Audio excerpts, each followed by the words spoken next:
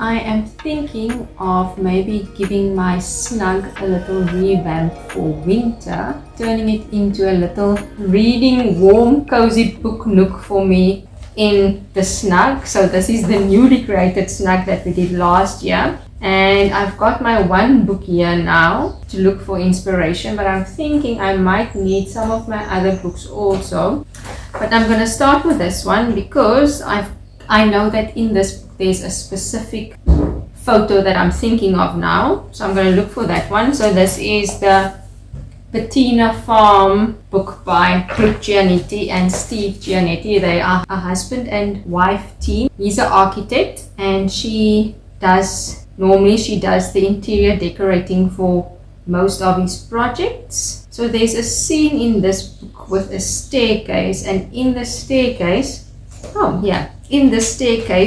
the books are just stacked haphazardly, and it looks so magical and whimsical. Now, I was thinking of recreating this in the little snug, as I mentioned, but maybe having a ton of books around the fireplace is not such a clear idea. But I was thinking of doing something like this, where you don't need like a bookcase or anything like that.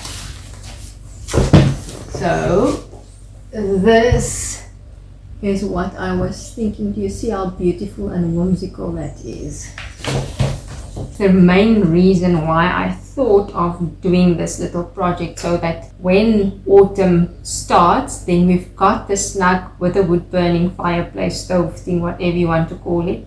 And then I thought that would be a lovely little seating area to enjoy a book and a cup of tea in the winter when it is colder. I'm just trying to see now if there are any other inspo photos with books. So I don't want to necessarily build something or buy something specifically for this now. What she also does is she just leaves stacks of books throughout the house. But I'm afraid in my house it will just look like a mess.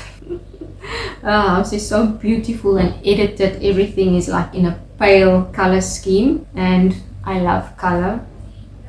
So I don't think my house would ever give that same type of effect. Look here at this one. Do you see how the books are just stacked? But all of them are pale colored. None of my books are pale colored. So that's my main inspo. Thank you, sweet pea. Okay, so I think this book of Lauren Lee's Habitat.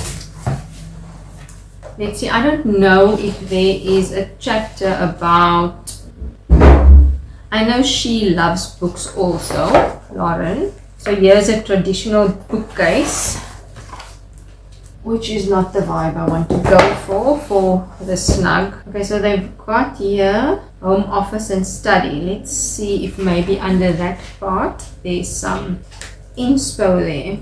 Obviously, I've loved this book. Bits of it is coming loose. So here in this one, the books are, it's a colorful room and the books are colorful, and somehow it works, but they do have the traditional bookcase, as you can see.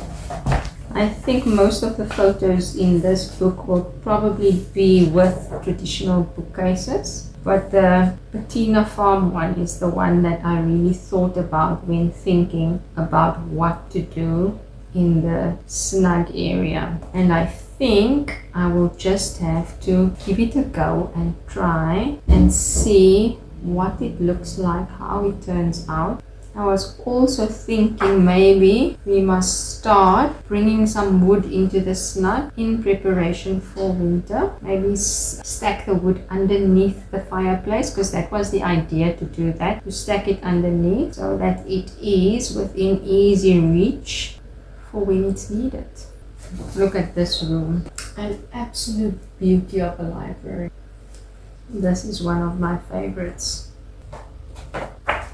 Yeah, so in this one, in Beach Life, reading this book, it is making me want a little beach house somewhere. So I'll admit, I've been looking at a couple of real estate websites, looking if there's maybe something somewhere that is budget friendly, but so far I have not found anything really. But not what I want for this idea. As I mentioned, I don't want to have to build something or buy something. Maybe I must just do lots of stacks of books in there. Okay, now so far no bookcases, but there is a beautiful kitchen in here, and the kitchen in this one specific house actually inspired me quite a lot. Not that my kitchen looks like that at all, but that whole house, I love that house. And this is one of the houses that Brooke actually did not decorate. So Brooke's color palette is very pale, and pale blues, greens, creams, and that one is a colorful house. I don't know, somehow when I look at that house I get South African vibes when I look at that house for some or other reason. I don't know if it is maybe because the house is colorful that I get that type of vibe. I just love this kitchen. Okay, so here's the house that gives me the South African vibes with a beautiful kitchen. It's this house.